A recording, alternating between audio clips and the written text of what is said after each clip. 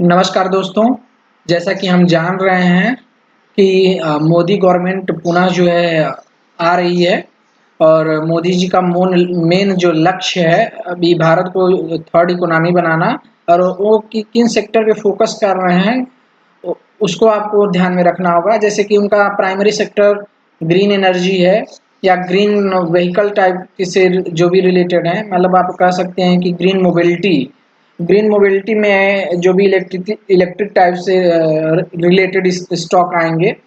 अब जब भी इलेक्ट्रिकल से रिलेटेड स्टॉक आएंगे या ग्रीन एनर्जी से रिलेटेड स्टॉक आएंगे तो उसके कौन कौन से को कंपोनेंट हो सकते हैं उस सेक्टर से जुड़े हुए, आप उन सब स्टॉक्स को भी आप एनालिसिस कर सकते हैं। लेकिन अभी हम यहाँ एनालिसिस करने जा रहे हैं अडानी ग्रीन एनर्जी का। अडानी ग्रीन एनर्जी आपको क्या करके चलना चाहिए, मैं अपना इस पे टिप्पणी रखूंगा।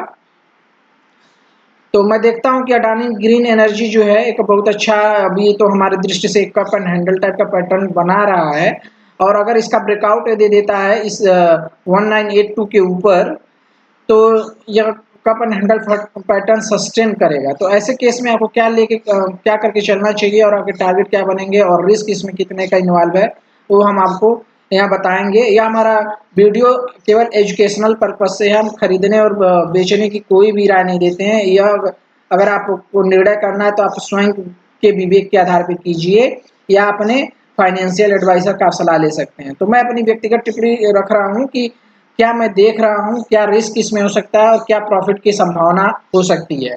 देखिए, शेयर मार्केट संभावना का खेल है, तो आपको दोनों दृश्य की तरफ देख के चलना पड़ता है कि अपसाइड क्या मिलेगा और डाउन साइड का रिस्क कितना है। तो हम देखते हैं क्या दोस्तों, इसमें जब हम देखते हैं तो हमको सबसे पहले कभी भी स्टॉक में आपको लाइन ऑफ कंट्रोल बना के चलना होता है कि लाइन ऑफ कंट्रोल वह लाइन होती है जहां आप स्टॉक से एग्जिट कर जाएंगे जब भी उसके नीचे साप्ताहिक क्लोजिंग आएगी। तो ठीक है, तो साप्ताहिक क्लोजिंग हम देख रहे हैं कि जब भी हमारे स्टॉक में 1483 की आएगी तो हम इससे निकल जाएंगे।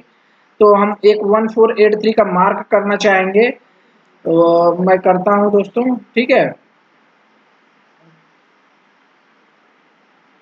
चलिए, तो एक 1483 का मार्क कर लीजिए साप्ताहिक क्लोजिंग के लिए। आप खुद से कर लीजिए या नोट कर सकते हैं। ठीक है, चलिए, मान लीजिए हमने 1483 का एक साप्ताहिक क्लोजिंग कर लिया। मार्क कि स्टॉक जब भी इसके नीचे निकल जाएगा तो हम क्या करेंगे, हम एग्जिट कर जाएंगे, फिर हम इस स्टॉक में बने नहीं रहेंगे। ये हमारा हुआ लाइन ऑफ कंट्रोल। ठीक, अब किन स्तर पे बाई करना उचित हो सकता है इस स्टॉक को, तो हम देख रहे हैं कि अडानी का जो है अभी जब ये जैसे कप एंड हैंडल पैटर्न बना रहा है और इसका मैं कह रहा हूँ ब्रेकआउट कब आएगा, 2048 दिस लाइन इसके ऊपर ब्रेकआउट आएगा तो ये पैटर्न सस्टेन करेगा। तो उसी के रिगार्डिंग बात कर रहे हैं। तो आपको बाई करने का बेस्ट ऑप्शन अभी मिल रहा है करंट प्राइस पे, आप 20% पैसा लगा दीजिए तो बेस्ट रहेगा। और 20 के आप यहाँ पे 40% पैसा लगा सकते हैं। ठीक है, 40% यहाँ पे लगा लीजिए और 60% अगर आपको 1520 के स्तर देखने को मिलता है तो यहाँ पे लगा सकते हैं। 1520 60% लगाना उचित होगा। और अभी करंट प्राइस पे जो है जो भी चल रहा है 1646 या 1714 पे भी मिले, अगर आपको इस पे नहीं मिले मार्केट ओपन होने के बाद अगर यहाँ चला जाए तभी 40% आप लगा सकते हैं। 40-60 इस तरह से आपका 100% पैसा यहाँ लग जाएगा दोस्तों। और आपका लाइन ऑफ कंट्रोल बनता है कितने का, 1483 का। जैसा कि मैं बोल के रखा था 1483 का लाइन ऑफ कंट्रोल हुआ, मतलब इसके नीचे जाएगा तो आप निकल जाएंगे। तो ये हुआ आपका रिस्क। और रिवार्ड मिलने की संभावना क्या है, तो इसका रेजिस्टेंस कहाँ कहाँ ऊपर है, तो रेजिस्टेंस मैं आपको शो करूंगा। यह रेजिस्टेंस है 2413 का और दूसरा रेजिस्टेंस है, इसका लक्ष्य होगा 2855 का, 2855 का। तो अब देख लीजिए कि आपका रिस्क वर्सेस रिवार्ड कितना बना। जब तक आप रिस्क और रिवार्ड को नहीं जानेंगे, पैसा लगा रहे हैं तो आप जुआ खेल रहे हैं। ठीक है, तो जुआ नहीं करना है, आपको कुछ टेक्निकल एनालिसिस समझना है, उस रिस्क को कितना आप हैंडल कर पाएंगे उसको लेके चलना है। ठीक है दोस्तों, तो जैसे कि मैं कहा 40% यहाँ लगाइए, 60% यहाँ लगाइए, तो इन दोनों का कुछ एवरेज बीच में आएगा। आपका जो भी बीच में आए वो आप देख लीजिएगा। हम एक जो है एक रफ आइडिया आपको आपके रिस्क का देते हैं। मान लीजिए कि आप करंट प्राइस से ही खरीद लीजिए 100%, 1646 पे ही अगर आपने 100% लगा दिया, एक रफ आइडिया दे रहे हैं, तो यहाँ से आपको खोने का लगभग हुआ 10%। लेकिन आप हमारी बताई गई स्ट्रेटेजी पे अगर चलते हैं कि 40% यहाँ और 60% यहाँ करते हैं तो आपको 10% से कम का ही लूज करना पड़ेगा।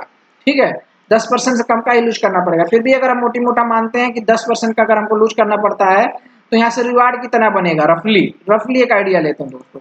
तो रिवार्ड अगर आप पहले स्तर पे बेचते हैं तो आपको यहाँ से 47% को देखने को मिलेगा, जो कि हम कहेंगे कि कभी भी आपको पहले स्तर पे नहीं बेचना चाहिए। पहले स्तर पे आपको 50% प्रॉफिट बुक कर लेना चाहिए।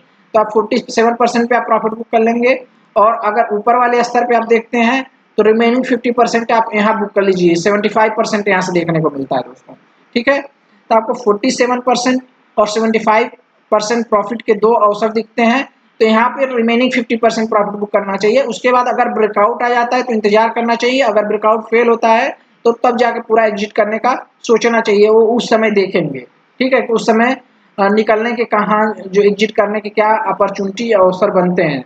तो अभी अडानी ग्रीन पे हमारा ये व्यू रहा दोस्तों, जो कि इसका पोटेंशियल टारगेट कम से कम जो 75% निकल के आता है, और डाउन साइड रिस्क जो है 10% लगभग आती है, ठीक है, जो कि एक रफ आइडिया है। इससे बेटर ही आएगा, क्योंकि जब इन 2 पॉइंट पे एवरेज करके आप चलेंगे, जिन पॉइंट में मैंने बताया, तो अगर 60 और 40% बाई करेंगे तो उसका जो एवरेज निकल के आएगा, इससे बेटर ही आपको प्रॉफिट मिलेगा। कि अब मतलब आप यूं कह सकते हैं कि जो भी अभी यहाँ आपको दिख रहा है 47%, इससे अधिक ही आपको प्रॉफिट मिलने की प्रोबेबिलिटी बनती है।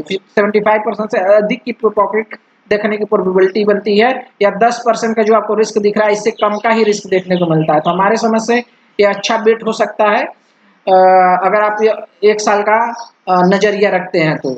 ठीक है दोस्तों, तो चलिए धन्यवाद। लाइक कीजिए, शेयर कीजिए, सब्सक्राइब कीजिए। और एक बार मैं पुनः बताता हूँ, हम ये केवल वीडियो एजुकेशनल पर्पज से है, मेरी खरीदने और बेचने की कोई राय नहीं है। मैं जस्ट अपना पर्सनल व्यू रखा हूँ। आप खुद अपनी विवेक का प्रयोग करते हुए अपने किसी भी खरीदारी कीजिए, अपने फाइनेंशियल एडवाइजर का सलाह लीजिए। Thank you.